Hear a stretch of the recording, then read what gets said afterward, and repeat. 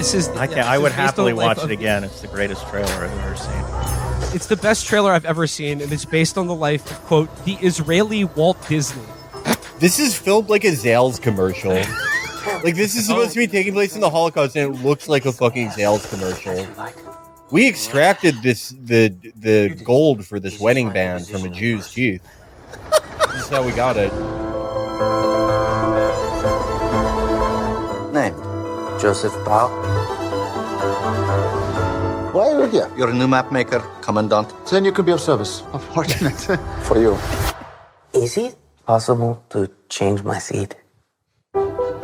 How does this work? I'm waiting for the So, sunshine. like, he went to, like, Auschwitz, and they're like, we heard you're really good at making maps. Yeah. How did that conversation start? Only you, Yosef. But then he has a meet cute at the death camp. It's you all know what it's like when you meet a corked up showdy Okay, at the concentration camp. no one looked like this in 1939. This is like a woman that only exists, like, on Hinge. But who takes care of you?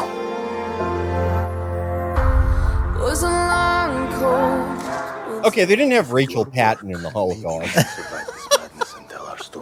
They weren't listening to that. Rebecca Tenenbaum. That's a jet plane. They didn't have there were like 4 jet planes in the world, and like 2 of them were operational. Sorry. Okay, yeah, so they're gonna fuck each other raw at Auschwitz. There's tons of that going on. Oh my god, no condom for me. No thanks. I'm the Israeli Walt Disney. I don't need a condom at Auschwitz. I'll just fucking raw dog you 3 feet from the gas chamber. Things that they can't take from us. Laughter, joy, our spirits. There was laughter and joy as well. I call this movie the zone of laughter, or life is freaking beautiful. I think you're a crazy person. They went through the entire Holocaust. They like gained 5 pounds during the Holocaust. Are they sure? Are they sure they were in the Holocaust? They're like, yeah, it was really bad. We went to this like camp where it was like men and women. It was like multiracial actually, and none of us got killed. And most of the time, we were just making scrapbooks and having unprotected sex. Maybe they were in a reenactment troupe, and they thought they were in the real thing or something. It's like a delusion. Like, I can't wait to see this movie. It's a novel take. That was the trailer for Bao, Artist at War, which was singularly the most jaw-dropping movie trailer I've ever seen. I sent this to Seamus, a friend of the show, Seamus, and he said that, like, this is the most fake movie making fun of a stupid movie in another movie, but it actually exists trailer that has ever been produced. And when I was watching this, I was like, surely this is the most offensive depiction of the Holocaust ever put to film. But then, no, I found out it's based on the life of the Israeli Walt Disney. So then I was like, oh, well, that makes sense, including getting laid in Auschwitz. Yeah, hey, babe, let's fuck like there's no tomorrow.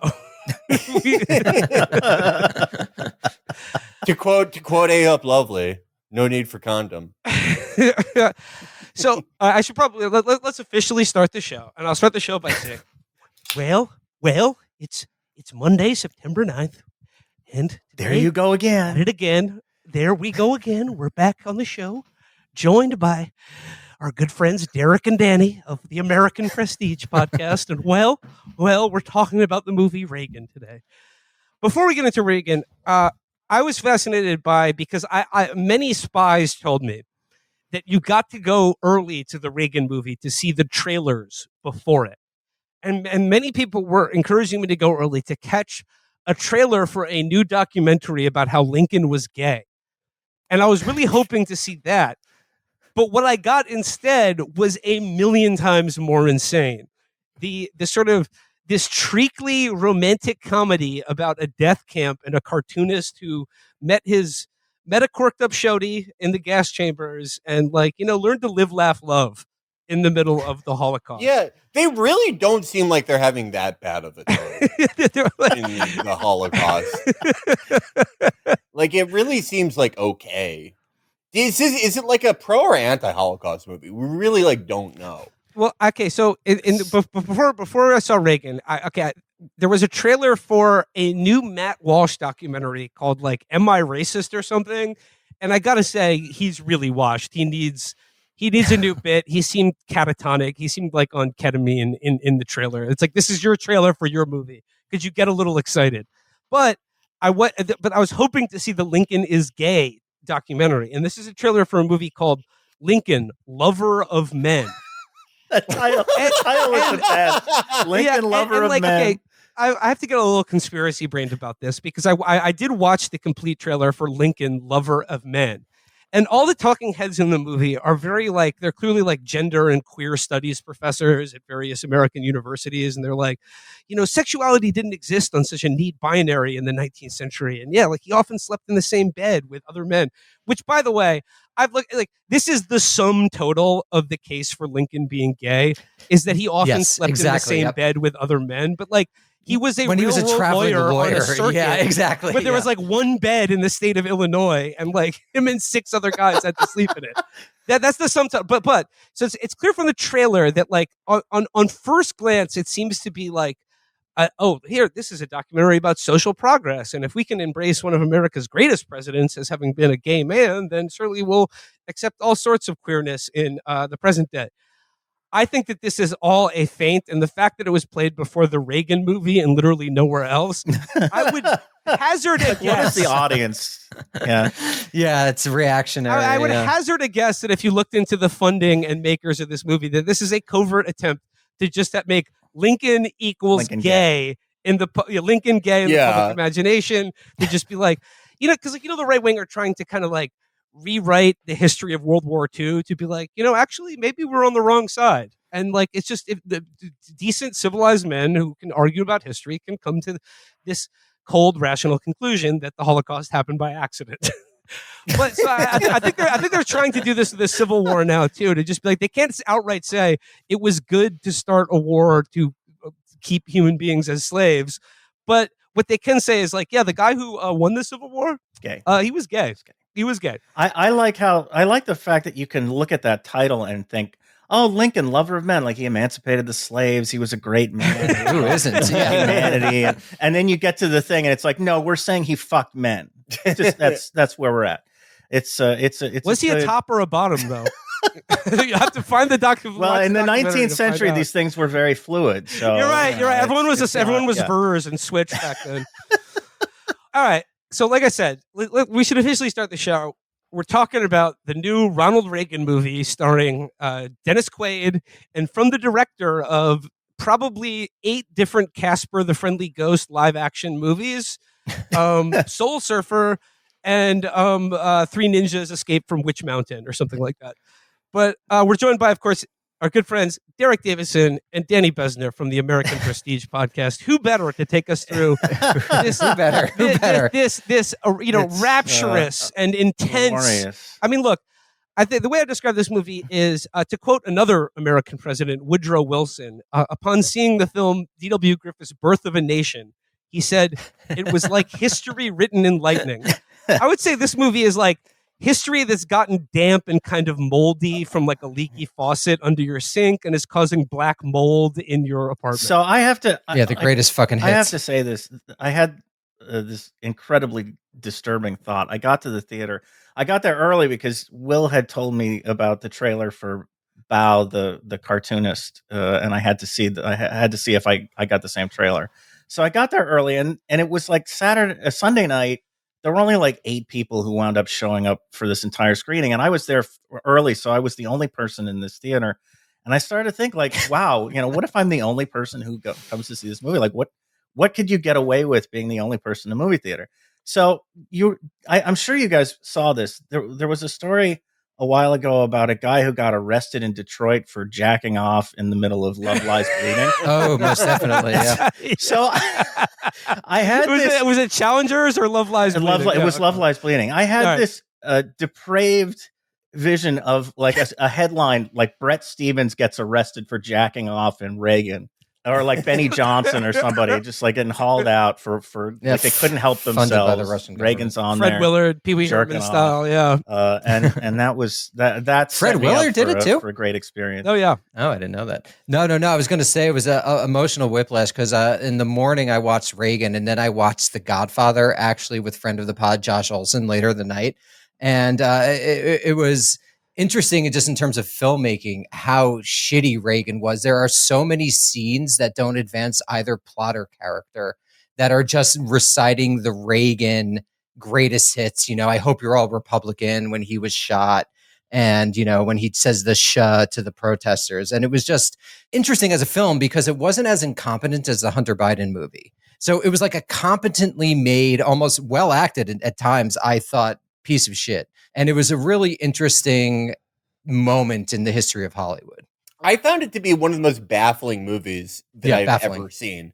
Incompetently made in many ways, obviously, but that is sort of like par for the course for this type of movie. Like we'll call it the broadly Christian genre of movie. I'm very used to that at this point. After like The Reliant, God's Not Dead, et cetera, et cetera. It was more so that like the pacing and tone of it was dreamlike in this way that makes me think that many scenes were procedurally generated. We'll get to it, but there's a scene on the canoe that gave me the feeling of like not taking ketamine, but almost being dosed with it against my will. Then there is the fact of the central characters of the movie.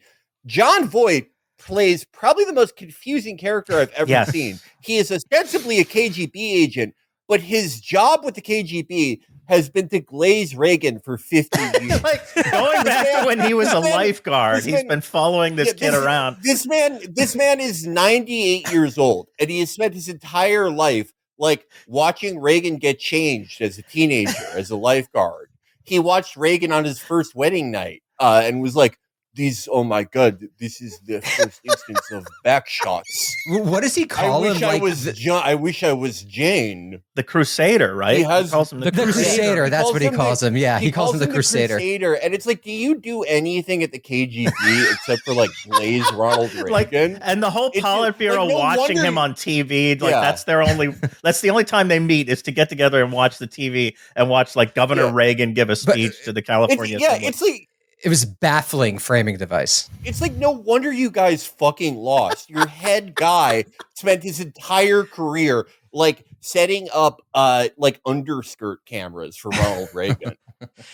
I mean, like he would have been liquidated long ago if he gets like the upper echelons of the KGB together for a meeting, and he's like, guys, I have to show you film. Newt Rockney, All American. This man will destroy us. He's watching all the bedtime for Bonzo movies, and they're like, "What, Conrad? What are you doing? What are you talking about? Do you work here? What's your job again?" And he's like, as soon as the Soviet Union collapses, he's like, "I will finally have access to American VHS library to see all of Ronald Reagan films." Randy!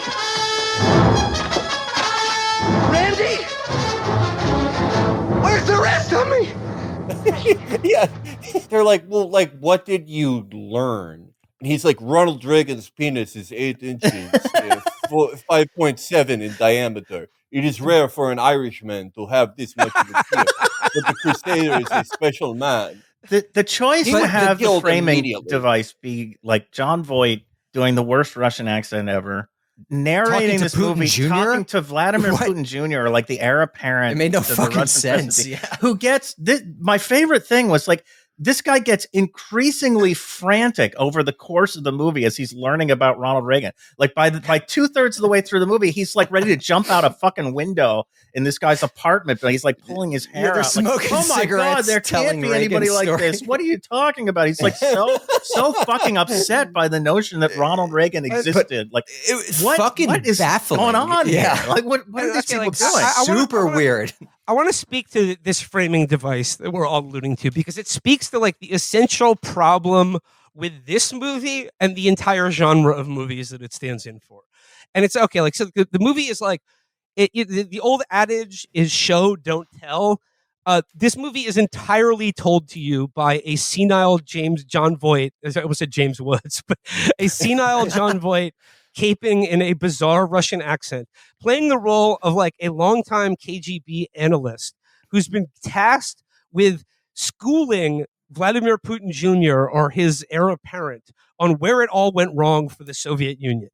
And like his lesson is not like anything to do with geopolitics or Russian Cold War strategy. It has to do entirely with the life and career of Ronald Wilson Reagan. And the lesson learned is that Ronald Reagan was the greatest guy ever who did all the right things, never made a bad choice, and essentially was good and decent and honest in all things and was too good for the Soviet Union.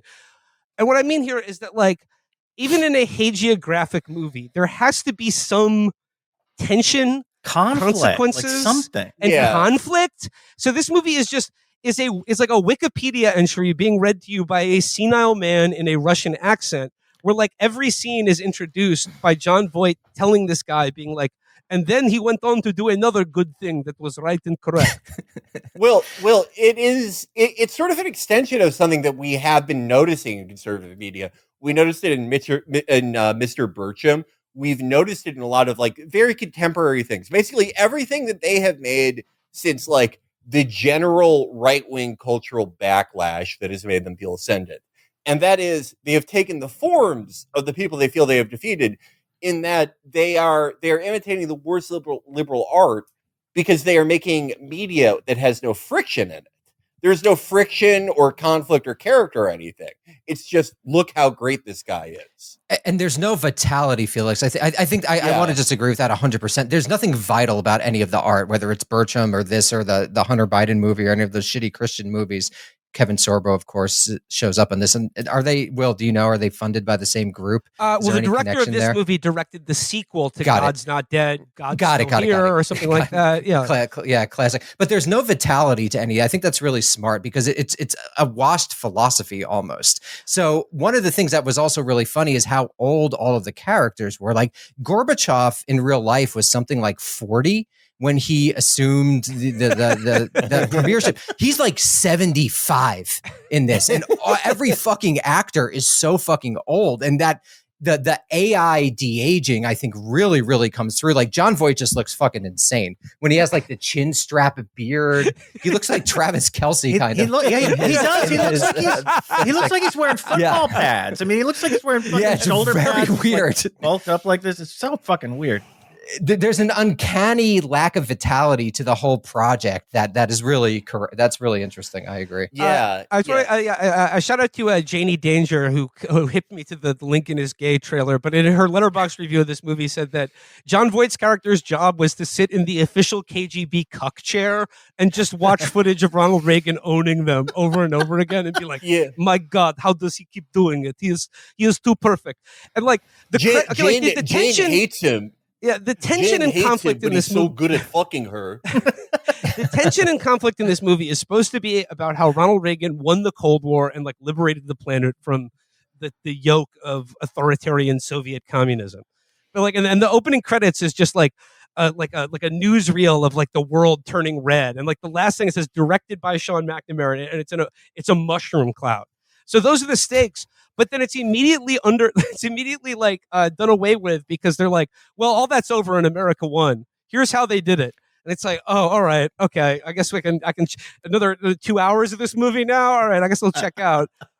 And also just in terms of the movie, one, the Cold War ended under HW. It didn't end under Reagan, and the Soviet Union collapsed under HW. But then also they don't, it's so weird. They spend so much of the movie on the diplomacy between Reagan and Gorbachev, but then they don't talk about the last diplomatic things that they actually did, which arguably did set the stage. Complete absence from this movie. Very weird. Very telling. That was the first thing. That was like the first thing I noted about this. That HW is not in this at all. There's literally not a second. There's one scene. There's one brief scene where he turns up in a meeting. And he looks fucking nothing like him at all. It looks so weird.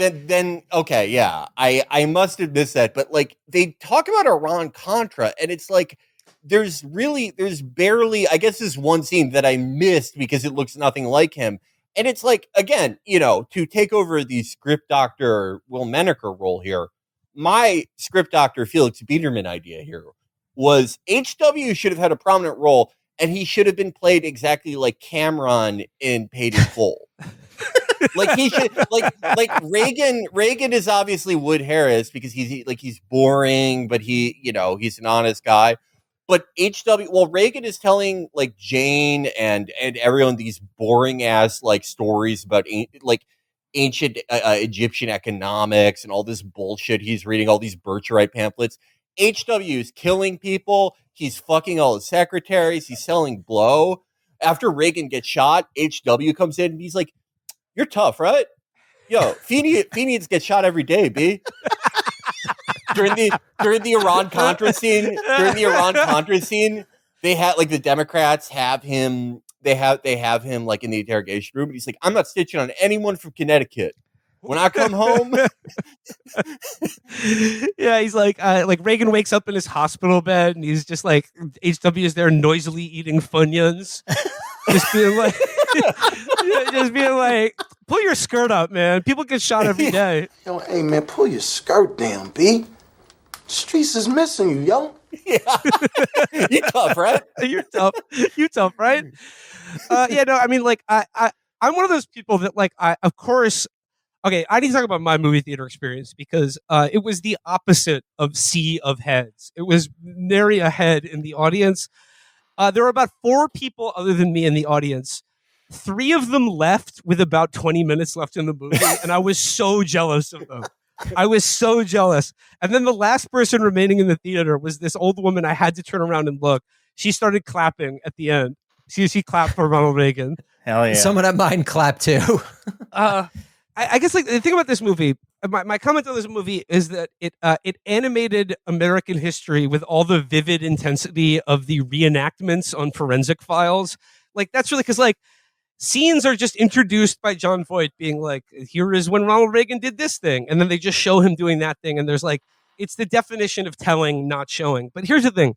Even in a movie, which is like I said, is bereft of any drama, conflict, tension, character, or interest, because it essentially is like, here's a record of a guy doing exactly the correct thing at every given moment.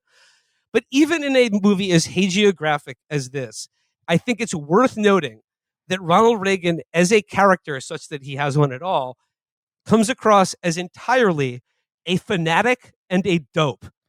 A guy who believed anything anyone told him about the Soviet Union and who is essentially a witless buffoon in every other aspect of his life. Yeah, the scene where he meets Nancy is horrifying.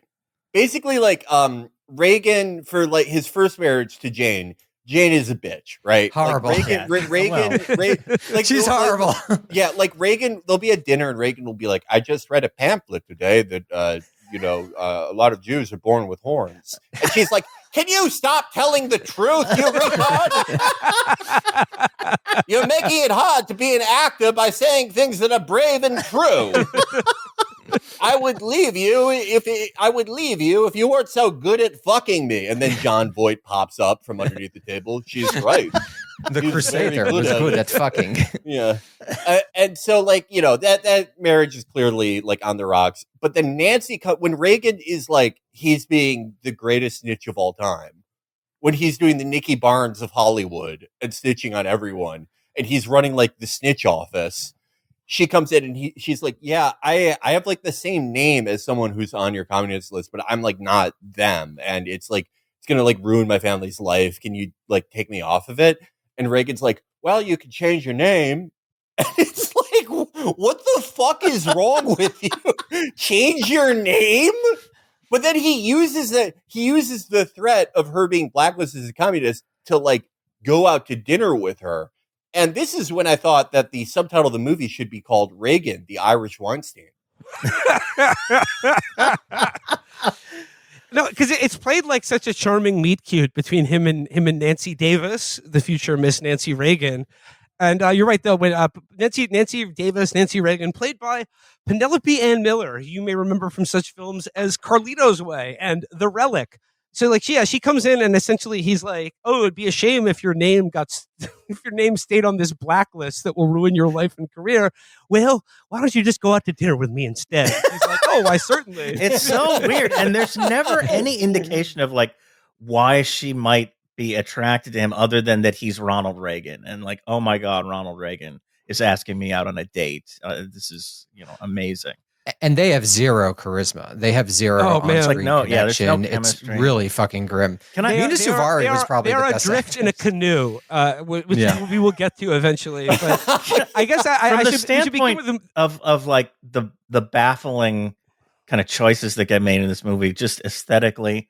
I do you guys remember the scene where he goes to Vegas because his career's falling apart and he just becomes like this stage Pabst guy Blue in Ribbon, Vegas to kind of spokesperson, Pabst Blue yeah. Ribbon. Yeah, there's like this. There are a few of these throughout the movie, but there's like this brief montage of, I guess it's supposed to be like real footage, like almost like a quick fire documentary stuff. But interspersed with that, it seemed like there was stuff that they filmed for the movie, but they filmed it so that to look like it was real footage of like people playing slots or whatever in like Vegas. Yeah, JFK style. It was just so bizarre aesthetically, and that was the first point where I was like, if I just left and tried to skate on what I know of Ronald Reagan, would anybody notice? Like, if I just walked out of this, Derek. Skated on the movie. Derek, I'm one of those people that I had to check the runtime of the movie before going into it. I was like, oh Christ, this is my Sunday. Just flush down the fucking toilet. And I'm one of those people that, like, in my brain, when I see 135 minutes, I go, oh, it's an hour and 35 minutes. And then I'm just sitting in the theater and I'm like, wait a second, 135. Wait, this is over 2 hours long. Fuck. Fuck. I was happy because I don't like to check my phone or anything during the movie. I hate that. But there were so few people in the theater that I was able to like put my phone in the seat next to me and just like, without disturbing anybody, like to keep tabs on the time. I'll be, okay, 20 minutes left. I can make this. I can do this. I did that the whole way through. The only thing that kept my focus on the movie itself was the fact that the Giants game was actually worse than this movie. It would have done more psychic damage to me than just gritting it out and seeing Dennis Quaid flash his $1 million smile for the 10,000th time. I want to thank the actual KGB, the actual Russians in real life, for running piracy sites and enabling me to watch a very good copy of this. It was like a last ditch effort. I was looking at all the websites that like Mind of Jason looks at to find movies like Money Heist and like Bank Crime. And I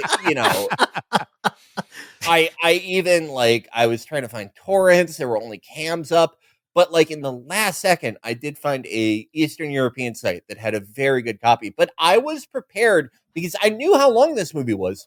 I was like, well, I guess like no one's going to be seeing it, so I could take my Steam Deck to the theater if I'm really bored. But like, thank God it did not come to that. It should be stressed, though, that like in addition to being dog shit boring, this movie looks incredibly chintzy and cheap, sloppily made, just half-assed in every regard. I would say this movie has no less than 700 like stock footage inserts of like aerial shots of DC, London, or Moscow to like just stand in for the fact that like, oh, we're in a new place now, establishing shot that we bought from Getty Images. A lot of the backgrounds were also out of focus, right? Particularly in the first hour of the movie, there were 3 or 4 scenes when the background was just totally out of focus. It was very strange, particularly when Kevin Dillon playing Jack Warner in an Oscar-winning turn was yelling at him. The background is so out of focus. It just seemed like a total mistake. So the movie opens with, I mean, like here's one of the cruelest things about this movie is that it opens by depicting how close we came to being spared from this movie and Ronald Reagan's presidency. Yeah, they really start on a downer for sure. Yeah, hot John Hinckley. Like, he's walking out of the hotel in DC, and then there's John Hinckley, and blah blah blah, and then it's like record scratch. You're probably wondering how I got here, except instead of that, it's John Voight being like, "I will tell you a story now of greatest American president who defeated Soviet Union." But for the most part, like, the movie keeps cutting back to James Woods in this apartment, just like doddering around telling this story. But like it picks up with like, it covers Ronald Reagan's career the movie really begins following Ronald Reagan when he is an actor in Hollywood in the 40s. And like his entree into politics and what got him on the KGB's radar is that he was the vice president of the Screen Actors Guild at a time in Hollywood where a lot of the trade unions were communist influenced, or there were many communists in the trade unions, and there was like a radical labor movement in Hollywood that was seeking to counter the power of both the mob and the big studios in film production. And Ronald Reagan was an FBI informant throughout all of this, and like in John Voight's character's telling, they were like, we were so close to taking over Hollywood, except for this one man stopped us, and his name was Ronald Reagan. And again, like the framing here, at one point he's like showing Vladimir Putin Jr. a film, like on a reel-to-reel film strip, basically, of Reagan's life. And it's during that they have flashbacks back from his days as the FBI informant to his childhood, to his time as a lifeguard, as a teenager, implying that John Voight was filming this guy from like the time he was 8 years old up. They had a KGB agent assigned to take video to take film to this random lifeguard, just this random guy who's going to someday change the world. It's batshit. John Voight's character would have to be like 170 years old. Because he's presumably been like documenting the Reagans since like his grandparents. Like if he was able to spot like, oh my God, this lifeguard is so sexy and brave, he's probably going to defeat us. He had to have had an eye on his parents and his parents before that. You didn't just randomly, zero in on this lifeguard. He was the KGB Bene Gesserit. He was like, our plans are measured in thousands of years. Yeah. It is, I think, like, I don't think any character in any movie I've ever seen has glazed another character that they never encounter physically hard. It has to, it's like, I'm struggling to think of a comparison, and there is none. Maybe like Rear Window at best.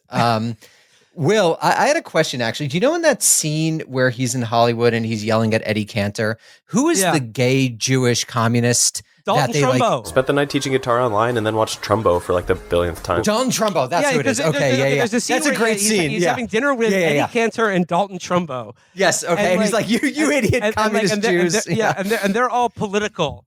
And there's a scene where the Dalton Trumbo character, the blacklisted screenwriter Dalton Trumbo, looks at Reagan and he's like, a day is coming, Ronald. A day is coming when you'll be asked to choose sides. And on that day, I will kill you. I will literally murder you. And then Ronald Reagan gets up and he's like, well, I don't know about that. I'm just not really a fan of politics. I just like making movies so much. And then just like walks away. But then like Dalton Trumbo's like, Ronald Reagan, I'm going to kill him. That is a recurring theme in this movie. If there are any themes that could be identified, it's that like Reagan's only fault, and the only fault in his character, this is a real, like, my only weakness, I work too hard type thing, is that he thought too highly of his enemies. He saw the good in everyone too much. And if he had any fault, it was that. It would be subtext, but Nancy literally says this out loud several times. You're too good a man. And they also, of course, just skip over totally the biggest thing he did for the first half of his life, which was getting residuals for actors. Like they skip from like the 50s to 1962. Reagan was actually really instrumental in the 1960 SAG WGA strike. And I found it odd that they spent so much time on labor unions. And then this was like a gigantic deal, and it catapulted him to the governorship partially because people thought that he could be molded. But I guess it's obvious there's no way they could do anything slightly pro-labor. There was an interesting sleight of hand in the movie where like his political career is sort of like launched, or the germ is planted by Jack Warner, portrayed by Entourage's and Platoon's Kevin Dillon. But he's like, hey, like, the war is over. He was like, he said, you gave this war like 5 years of your life. And like, your career is going nowhere. Like, it seemed to imply that Ronald Reagan fought in World War II. and like, no, he was just in newsreels portraying a soldier trying to get you to buy war bonds. He did not. I know later in his second term in the White House, he literally said, "I liberated a concentration camp," because a character he portrayed in the movie did so. But he did not actually. He was not actually in. I could be wrong about this, but I No. don't think he was actually in. That was- he was- no, That yeah, was great because he Kevin Dillon at one Dalton point is Trumbo like, did, as a matter of fact. Kevin Dillon at one point is like, this war has taken the best years of your like he was fucking Ted Williams. Like, this war has taken the best years of your life from you. Like, he would have won the MVP. He would have won Best Actor if he wasn't fighting and storming the beaches of Normandy. It is such a Johnny drama thing to think too. Like, he sees Ronald Reagan playing a soldier in like a U.S. Army propaganda film, and he's like, "Baby, bro, you were basically there." I am Dachau.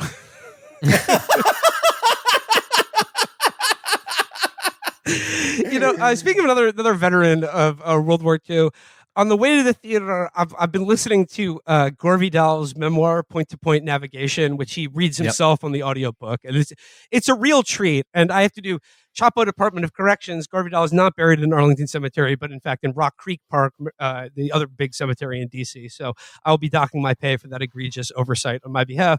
But going into the theater and in like the first 5 minutes of the movie, like seeing Dennis Quaid do his Ronnie impression and grin and yuck it up.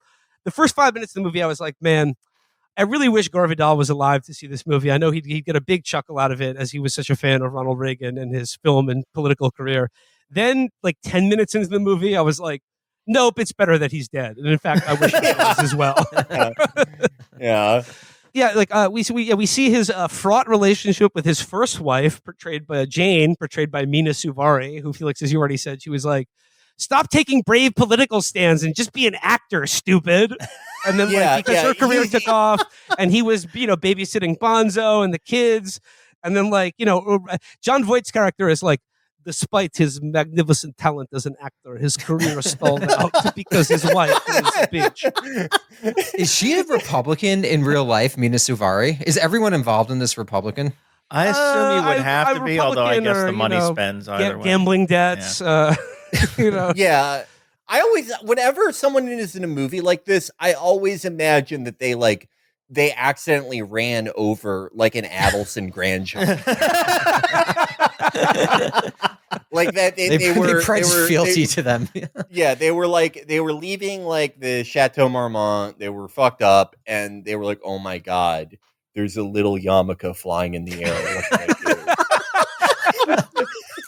And then a year later, they've wasted a year of their life being in Reagan. Another thing I really appreciate about the movie is like the flashbacks to his early life. Like there's a couple great Reagan moments here that sort of humanize him and just show you the type of character or the type of man he really was. And there's a couple really funny ones, like when he was on he was on a football team and they couldn't travel because it was Southern California and some of their players were black. So he like puts up the black players in his parents' house when they're at a road game or something like that. But the movie does lean very heavily on his, I shall say, career as a lifeguard when he was like 16. And the movie like posits this as some sort of like Rosetta Stone for understanding the man, is that he just wanted to save lives. And he viewed himself as a guardian of life. And he just didn't want America or liberty to drown after drinking too much. But also that he had foresight. Remember the whole thing with the currents that he knew knew somebody was going gonna under drown the thing, before they- yeah, and he that's knew what the Soviets were going to do before they did because of his lifeguard ability. It was fucking so stupid, but that's what John Voight says at some point. And just to my earlier point that like the movie cannot help but portray this man as a fanatic and a dope, especially on all things related to communism. Is like one of my favorite scenes is like a early formative moment for Reagan is when at his local church, the pastor, played by Kevin Sorbo of God's Not Dead and Hercules' Legendary Journeys fame, and of course The Reliant, brings like a Soviet dissident to the church. And he's like, the first thing they took away from us was the freedom to worship. We have they take away our religion. And like, you see like a young Reagan, his eyes are aglow, being like, I'll do anything to bring Christianity back to Russia. And like, that sets up his like lifelong career where it's like his abiding interest, other than being on camera or, hanging out with a chimp, is defeating monolithic global communism. And this is something churches still do. I don't know if you guys remember during the War on Terror, they would always bring like Iraqi Christians around and Yeah. Afghani Christians, and or it's just like a very classic thing that started, I You'll notice believe, they're not around doing that now. for Palestinian Christians. They're Oh, not no, being of given a course not. speaking Yeah, tour of yeah, any yeah. religious. They building did in it for America. Coptics with ISIS and stuff. Yeah. It was, but they don't do it for Palestinians. Danny, if you remember a very early, and Derek, you probably remember this too, a very early TCOT thing, top conservatives on Twitter, the pre-Trump Halcyon conservative days. internet. Yeah, their favorite thing to do, guys who had never left Missouri, was to put the Arabic symbol for Christian in their profile because of Al Qaeda and ISIS, and it actually this was like a Cold War thing that became like a global war on terror thing, and it's so funny they never really examined it or thought about the reality of what Christians in the Middle East actually believe or think or what their experiences may have been, because they literally just internalized it to think that they're just like olive colored like Billy Graham fans. So like Ted Cruz around this time, around like 2013 or 2014, went to like some type of like Middle Eastern Christian Association in DC, and he was like, okay, I know exactly what to say to these guys. We will never stop defending Israel. And everyone was like, boo, fuck you. Because there are a lot of like Palestinian Christians and just Christians in general in the Middle East who, for one reason or another, have a bone to pick with Israel, obviously. And he was like, well, fuck you. You're anti-Semitic. But just, I think another very telling moment in this movie in terms of like how they cannot, it really just, in spite of itself, there's no way you can portray Reagan positively or negatively in which he doesn't come across as a credulous dope. And one of my favorite scenes in the movie is when Nancy recounts a story of when the singer and teen heartthrob Pat Boone visited them at their house in Hollywood along with some fucking snake handling preacher who laid hands on Reagan and prophesied that one day he would reside at 1600 Pennsylvania Avenue. And the movie's like, and Reagan believed him, and he was right to do so. That scene I thought was actually really instructive, especially having watched The Godfather later, because every scene in The Godfather moves the plot forward. And that scene, I remember thinking about it, this does nothing, not in terms of character. Reagan already believes in himself, not in terms of plot. It was just like hitting the marks of the Reagan greatest hits in the conservative imagination thing. It was just such shitty filmmaking. It wasn't incompetent, but it was really bad filmmaking. Yeah, that scene may have been like interesting if you had no idea who Ronald Reagan was. Right. And then you watch the movie and you're like, oh, he became president? Knowing that he was a president, it's not that good. And yeah, the guy who tells him this, the snake handler, looks like a Halloween costume of Reverend Baby Billy. Yes, he looks like Baby Billy.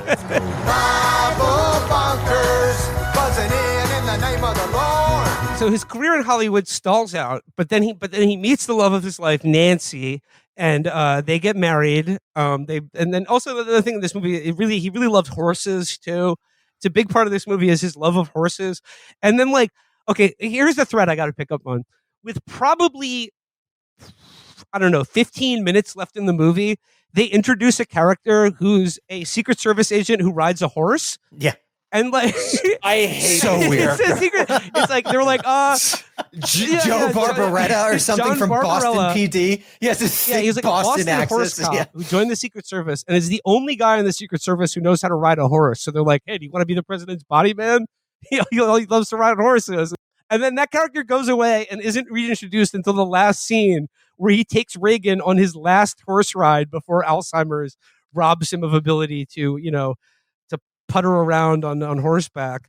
But yeah, it's just like, who is this character again? That whole thing, like the handling of the Alzheimer's, which you don't get until as you said, the last scene of the movie. He's sharp as a tack the whole time. Meanwhile, we know he was like dead from the neck up from 1985 on.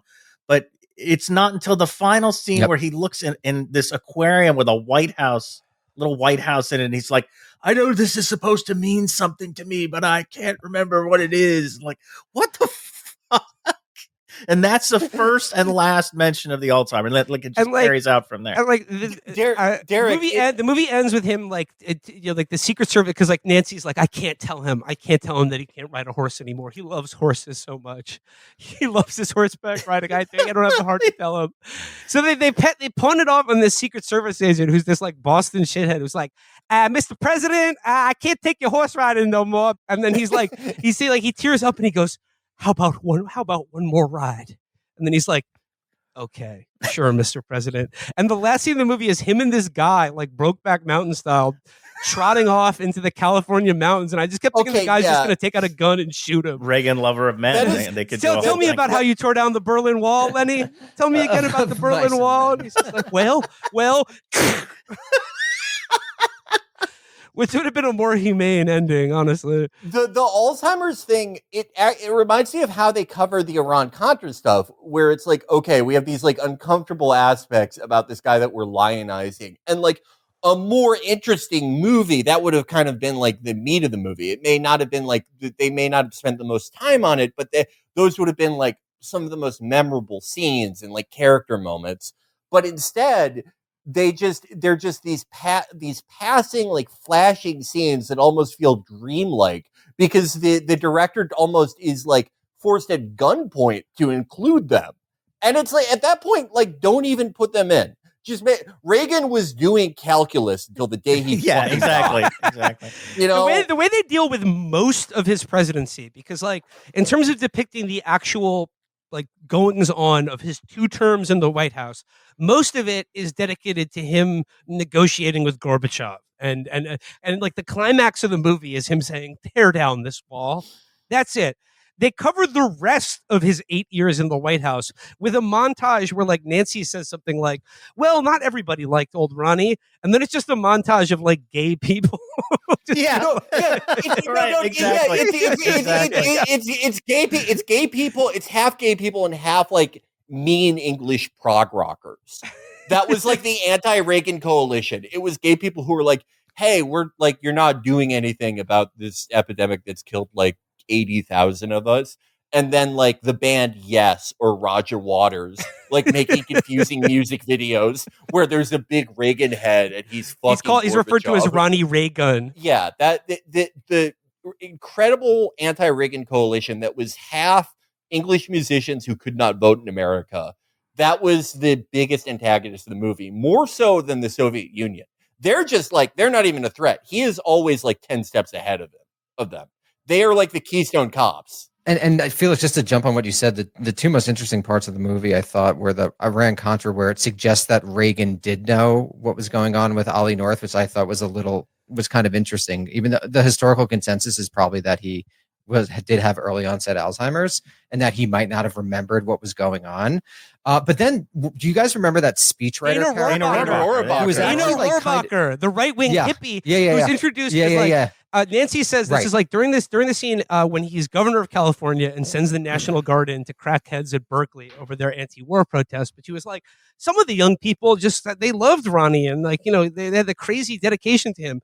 And then it's like, he's never name checked, but he's referred to as Dana. And I was like, is this Dana Rohrabacher? And sure enough, it was. Dana Rohrabacher met Reagan because he camped out on his lawn and was like, bro, Mrs. Reagan, I got to meet your husband. He's so rad. And then he gets a job in the White House writing speeches, and then like inserts the tear down this wall line into his speech in Berlin, and thus wins the Cold War for America. And I was like, did Dana Rohrabacher write this movie? Podcasters. This is a movie that is more than it is about the Cold War or communism or anything else. This is a movie about dick riding. Yep. Most of the characters are insane dick riders. And literally the last scene of the movie is actual riding, you know, bringing the motif home. The one mention that you get of any context to Iran-Contra, I mean, it's mostly covered as like the scandal and the political effect, but the one mention that you get of the fact that we were sending weapons to fucking death squads in Central America is Ronnie going, I like these guys. They remind me of George Washington and the Continental Army. Okay. How is that? And then Derek, then it cuts to the Bill Casey character who just nods and smiles and doesn't say anything. He's like, looks nothing right. like Bill Casey. None of those fucking people look like. But what they could have done with the Rohrabacher character is that, like, there was a thing of young people associating with Reagan, like Lee Atwater, right? The Alex P. Keaton. There was this strange phenomenon, which I think really affected the politics of our young lives in the 90s and 2000s, of Reagan being associated with something cool. And that was like, that's kind of interesting. Why did this guy become associated with this forward thinking youth culture? And again, just as a shitty movie, it didn't do anything with it. But that to me was the most interesting part. You got a glimpse of Reagan, like what was actually attractive about this guy. Because that's actually a question. Why did he have the biggest blowout in American history in 84? And there's nothing in this movie that's a hagiography would help you understand why Reagan did become this very influential. Well, he had the blowout, Danny. He had the blowout because he sucks. said, "I will not let my opponent's youth and inexperience be a factor in the election." So like that's the thing. You know, Reagan's interesting. He's actually interesting. That is exactly what I was going to bring up. Is that, like, again, another could have been interesting moment, the blowout election, like a historical moment in American politics, but because they have to follow the conventions of like the shitty movies that they're ripping off, they're like, oh, I like this has to be like The Water Boy or something, where there's a moment where the character, where our main character, you know, it looks like he may falter, and because they're so incompetent, they make this scene. It's before the biggest blowout in electoral history, and then never really talk about the blowout at all. They're just following the most formulaic, like, sub-hero's journey bullshit. They just show the map. I think they just show the electoral map. That's the only reference you get to it being blowout. But it's with the weird, ghostly Walter Mondale. That was also a fucking weird choice that they would insert these people from their literal TV shows. That was so weird. I've never seen that before. It's like uncanny. It's in some way, it's just a series of vignettes, and each vignette ends with Reagan saying the magic words that end. It's not even necessarily doing anything, just saying something like, the final one is this build up to his speech in Berlin, and he says, "Tear down this wall," and oh my God, and the fucking Soviet Politburo sitting there like, oh my God, he said, "Tear down the wall." What the fuck are we gonna do now? And like he said the magic words that opened the oldest vault in country. It was checkmate. It was checkmate in the Cold War. Yeah. Open the oldest what? Sir, all the biblical figures, they're all black. he said tear down this wall. A few people don't know this, and again, I can't believe the movie didn't do more with it. Yeah, but tear down this wall, in fact, was a secret password that opened the oldest vault in Russia, thus leading to the collapse of communism. And that is why the young Vladimir Putin was in this movie, was because he was like, but Ronald Reagan didn't know that there are even older vaults and ancient boxes. I feel like, and you have is that based on anyone, Derek? You remember the scene where like young the Vladimir Putin protege is just like, but how did we lose the motherland? And John Voight gets very, very upset, and he's like, the motherland is not communism. The motherland is Tolstoy, Turgenev, and like all these great Russian thinkers. How funny would it be if he has portraits of them on his wall? How funny would it be if it cuts to that and they're all black?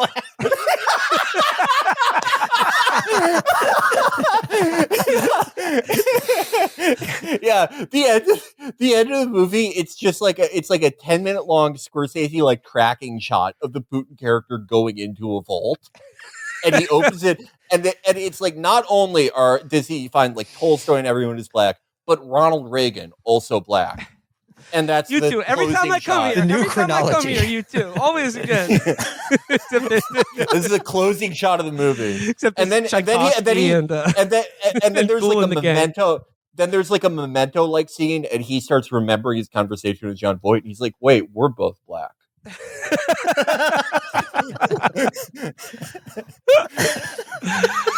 Everyone in the movie is black. I don't know if you guys stuck around. I did appreciate the post-credit scene, which was, they showed Reagan's funeral sequence. Well, they showed the funeral. Yeah, dude. Over the 9-minute credits and a post-credit scene, and you realize that it's actually a young Barack Obama and his gay lover watching the funeral on TV. No, I'm kidding.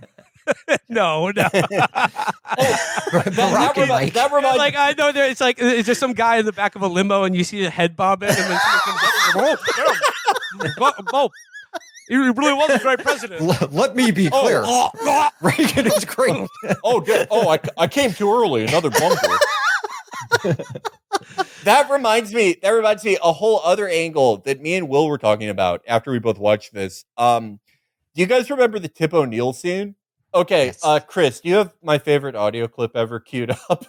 The scene where he meets Tip O'Neill it made me and Will think of a whole nother layer to this movie because when he meets Tip O'Neill, it's like, he's like, Played by Dan Lauria hey, of the Wonder Years. yeah, he's like, hey, you won the election, but come Monday, it's game time. You better be ready. And Ronald Reagan's like, well, I'll be ready. And they say some Irish bullshit to each other. And then after all of that, after like the initial flirting, Reagan's like, well, the workday ends at 6. And Tip O'Neill goes, what do you mean? And then Reagan goes, well, it means that once the workday is done, we're just a bunch of Irish guys having a beer. But I expected Reagan to say what Birdman says in my favorite clip ever. I fuck with niggas too.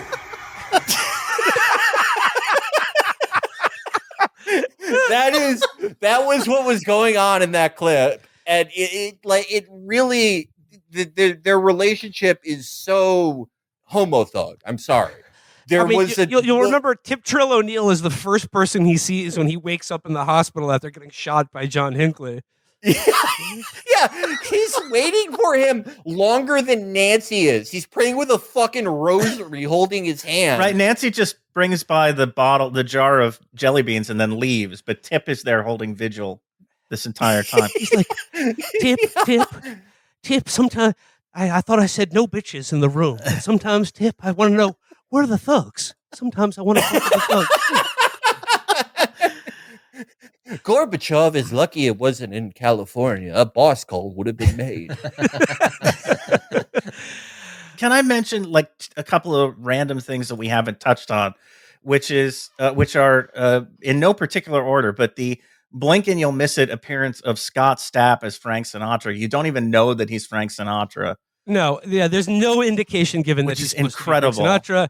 He doesn't look anything like Frank Sinatra and is on screen for all of 4 seconds. The Robert Davi as Leonid Brezhnev, which is immaculate. So good. Great performance. That was Great great. That was great. And I gotta say, like, credit where it's due. This movie was putrid, but there was one scene in this movie that got a genuine chuckle out of me, and that's the scene where like they're talking about how Reagan had a hard time negotiating with the Soviet Union because after Brezhnev, like every one of their leaders dropped dead in like a couple because they were all a billion years old, smoked 80 cigarettes a day, and were on like every pill known to man. But there's a funny montage of like after Brezhnev, it's like Andropov, the other one, and like it's just that it's one state funeral after another, and he was like, I can't even get them on the phone; they keep dying.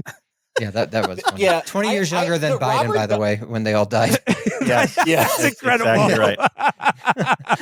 Robert Davi as Brezhnev shocked me because he looked like if the real Brezhnev had Chad surgery. He did. He had that narrow face. It's so funny. Yeah, it really like Brezhnev had like one of those balloon faces you get when you start drinking at 7 years old, like all of those guys did. Yeah. But the last thing was the performances, and this they show up around the time when he starts meeting with Gorbachev. The performances of Margaret Thatcher and the Margaret Thatcher character was so weird. The Japanese prime minister. She wanted to slap him off more than Nancy did. Well, so I love these because the guy who plays the Japanese prime minister, Yasuhiro Nakasone, I think it's after their first summit, gives the most Principal Skinner with the laser to his head, like line reading on the phone, where he's like, Mr. President, we all stand with you. The free world is in your corner and you are speaking for all of us.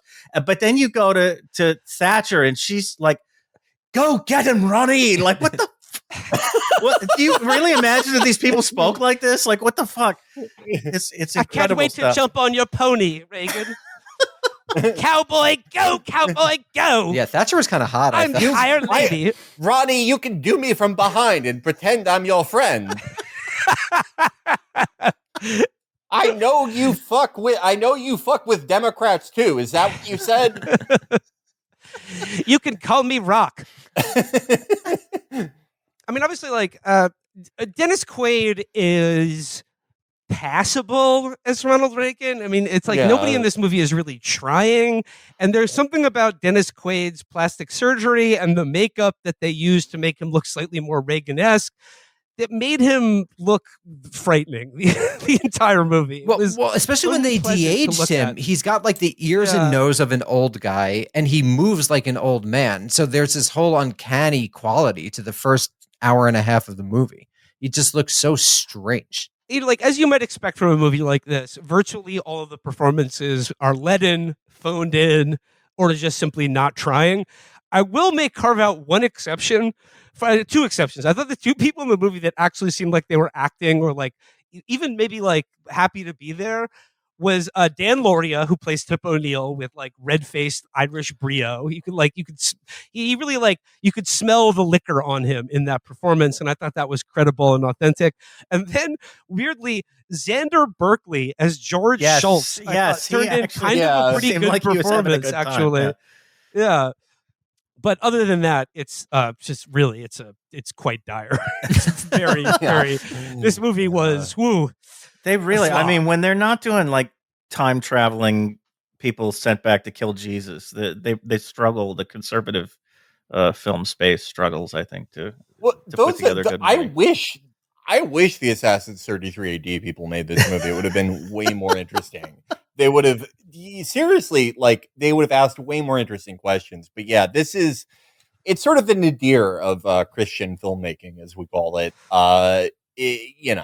We've seen enough of these to know when something's uninspired and like is literally just being made for like who's that guy? Harlan Crow. So Harlan Crow can have a tax write-off.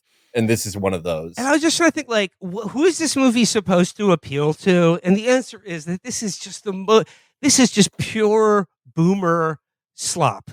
This is just treacly nostalgia that with the same production values and general quality of like actually sub History Channel documentary quality to it. Like if you didn't like to a new generation, if you didn't know who Ronald Reagan is, like what would be the appeal of this movie at all, other than like, hey, I know you think you're sports stars and Taylor Swift is pretty cool, but what if I told you about someone who was even cooler? His name was Ronald Reagan, and he was president of America. Well, that's the thing, is that like most of the audience for this movie, I would say 70% of the intended audience for this movie died in the first year of COVID. I'm not even kidding. Like that really is it. So before we go, I do have one question. Why do you think they chose that framing device? It's really so weird. It'd just be much easier to tell the cradle to grave Reagan story.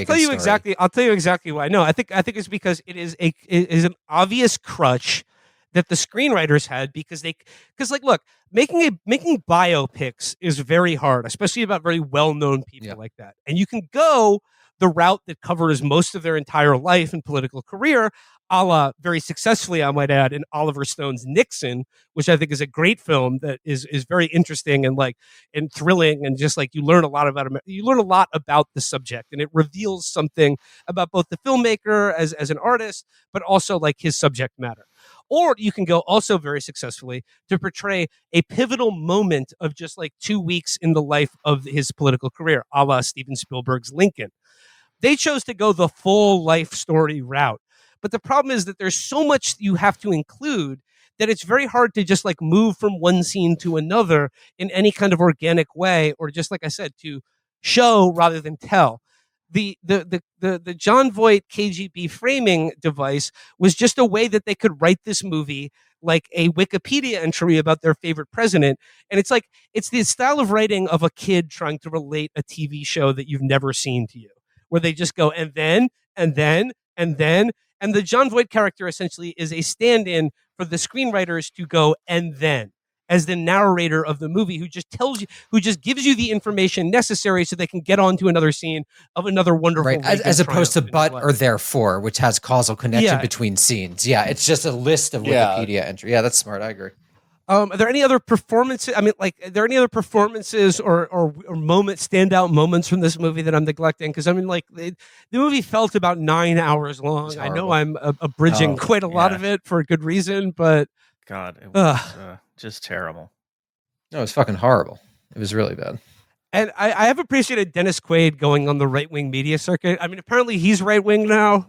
He was on Tucker, and he's talking about the wokes and stuff. It's like, are these his actual beliefs, or is he just trying to get cast in a movie? Like, I don't know. Dennis Quaid is like a pretty good actor. Dennis Quaid's a good actor. I like Dennis Quaid, but there was surprisingly little culture war stuff, actually. That now that I think about it, there's almost no culture war stuff except the gays hate Reagan scene, basically. I mean, they leaned heavily on his religiosity, and I think for like a Christian audience, these were the kind of dog whistles to be like, aha, you know, like when George W. Bush would make reference to the Battle of Armageddon, or what is it, Gog and Magog, or whatever, and it was just like to any normal person just slides over their brain. But if you've had one drenched in evangelical mythology for 30 years, you're like, oh yeah, he's one of us. I mean, I wish I had some closing thoughts on this movie, but my closing thought was that last horse ride. I was praying for the horse to come out and kick me in the head and end it. And I mean, the end was in sight, like the end of the light at the end of the tunnel. But I was like, I can't take this anymore. Just kill me. Not even hilariously bad. Just boring. Just really dreadful. That had opportunities to be more insane. But it was like having an older relative talk to you. That's what this movie felt like. And it recreated that experience beautifully. And I guess in summation, I think in a lot of ways, it actually is the perfect biopic for Ronald Reagan, because he remains essentially unknowable, unlikable, and the movie's quite bad. So I think it is actually a perfect reflection of his life and career as an actor and politician. Yeah, that seems like a good place to end it, really. Yeah.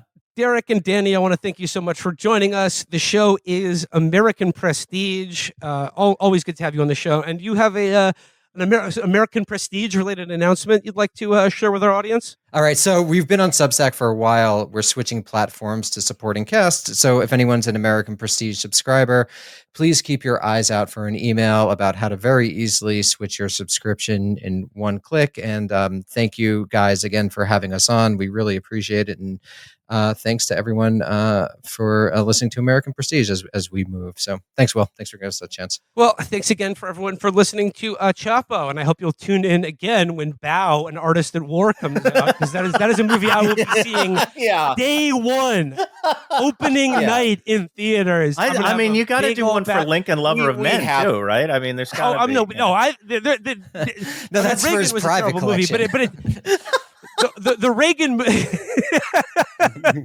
the Reagan movie theater experience has thankfully programmed this show for the next couple months. So we got some fire. We got some real nice things being chefed up right now in Chapo Laboratories. I am so excited for the Walt Disney of Israel. You have no idea. All right, gang. Until next time, we'll see you at the movies and in American history, where we all have to live until we die. But hopefully America will end before then. But all right, till next time, everybody.